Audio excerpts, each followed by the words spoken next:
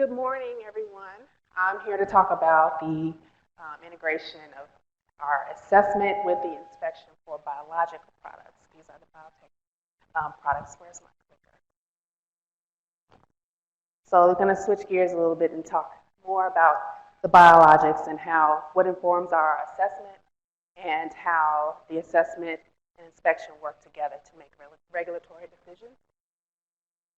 So the learning objectives for my talk are to learn the basis for our assessment and inspection for biological products, and also learn the importance of both of those aspects. So a brief outline. I always like to go through the laws, regulations, and guidances that provide the basis for our review process and for inspection.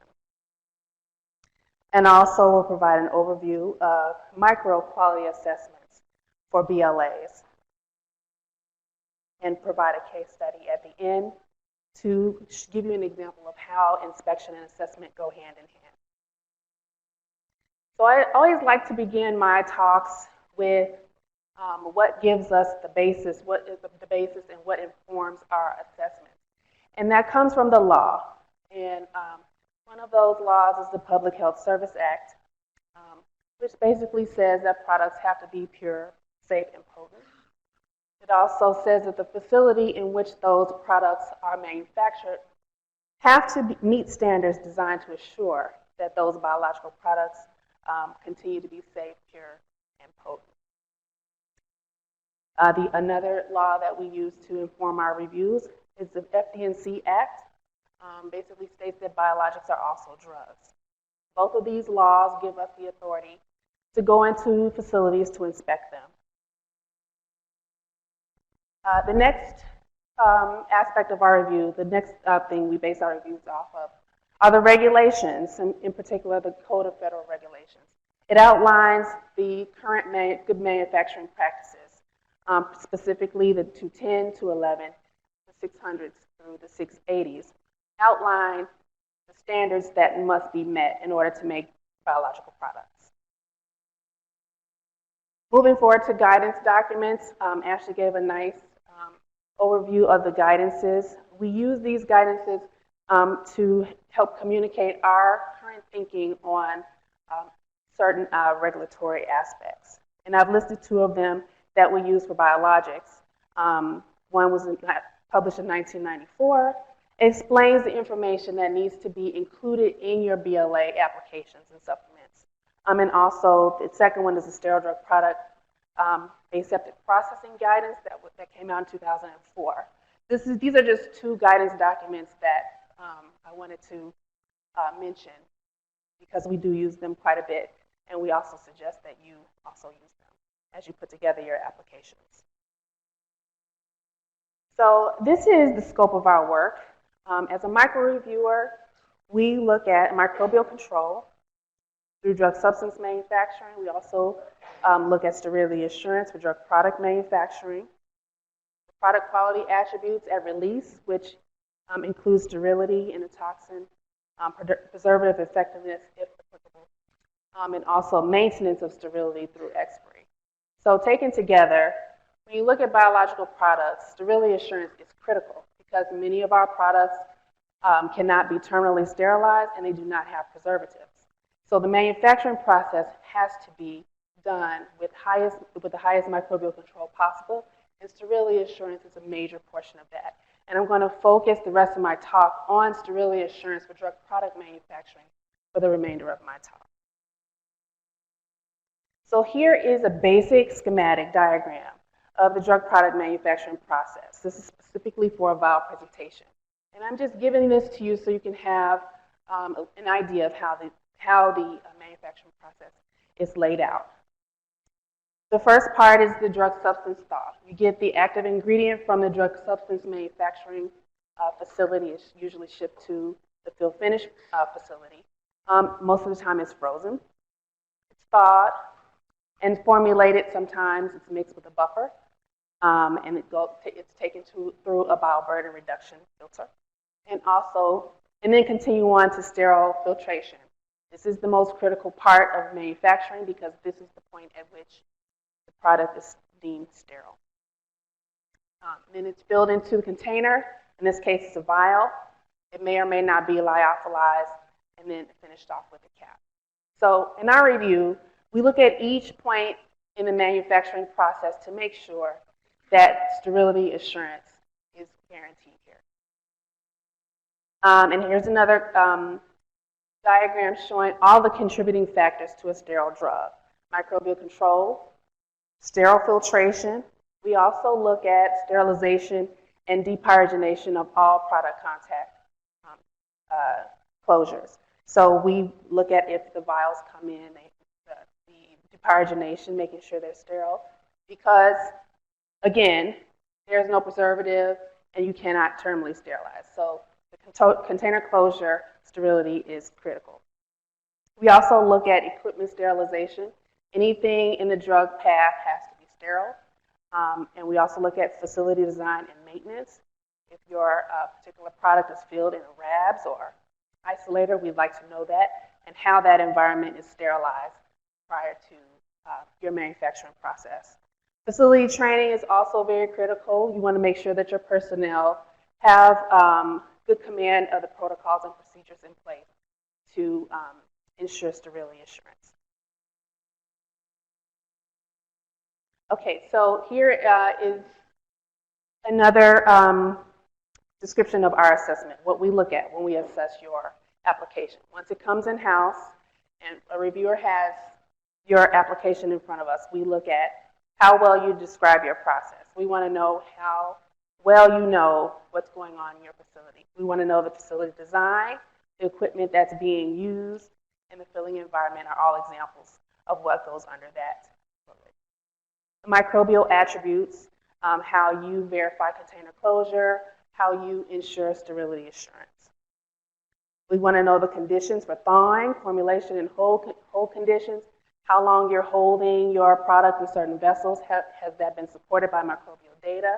Do you understand what's happening to your product throughout the process? The sterile filtration process also has to be well defined and validated.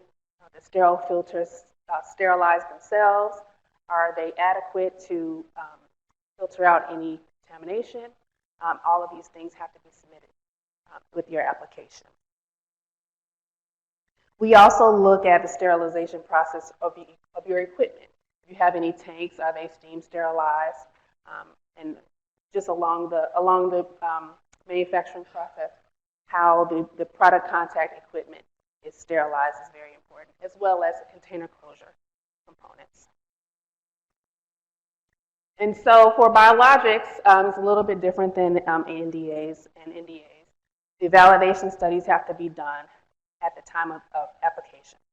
So we want to make sure that the sterilization of your product contact equipment is fully validated. Container closure components have to be submitted with your application. Your media fill program must be well defined. You also have to have successful media fills that consists of the final container that you plan to use for your product, and also the environmental monitoring procedures that you have in place. So I have a case study here to illustrate how the desk review and the inspection can work together to make a regulatory decision in this case. So this particular, there's a prior approval supplement, previously approved product, that has proposed to fill their product on a second fill line. There were no changes to the unit operations. There was a small increase in batch size with some minor differences in equipment for facility fit.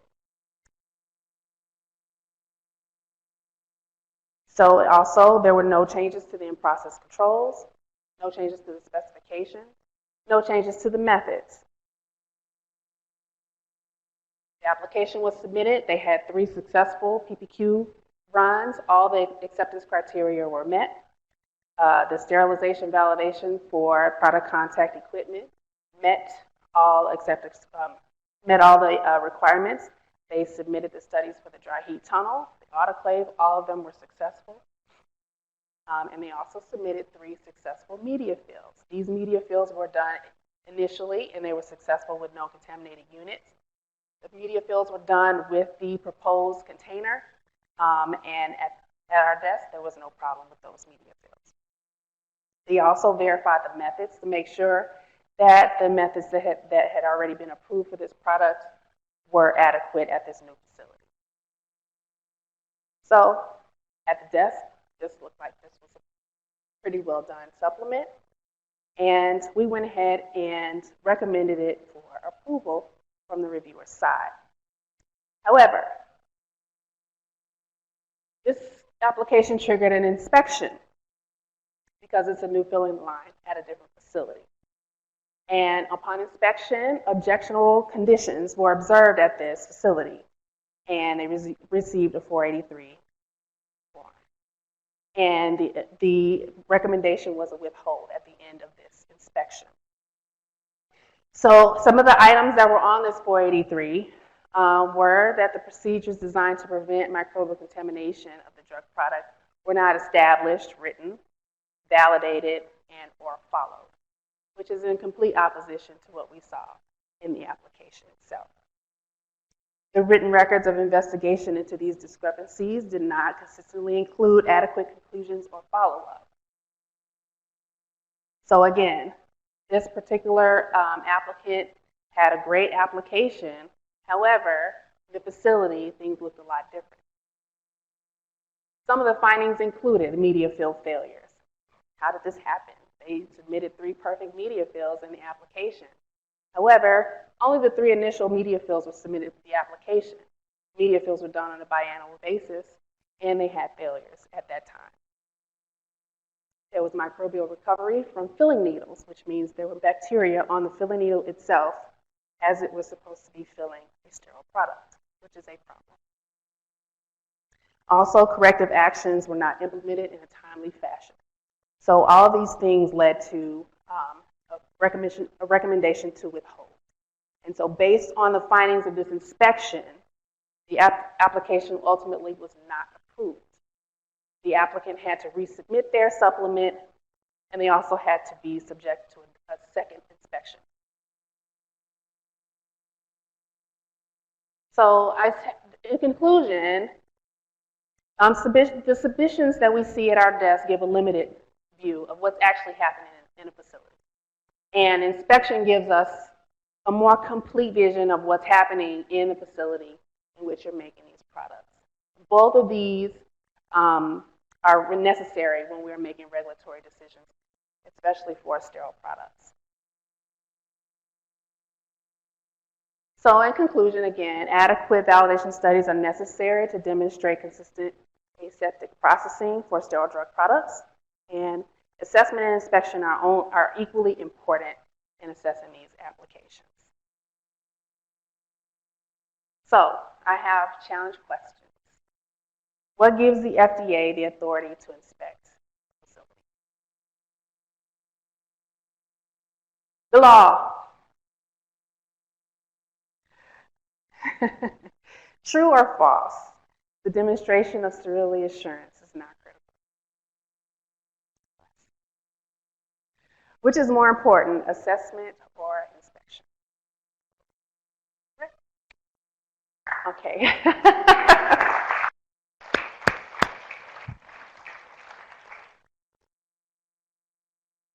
Oh, they cut you off already.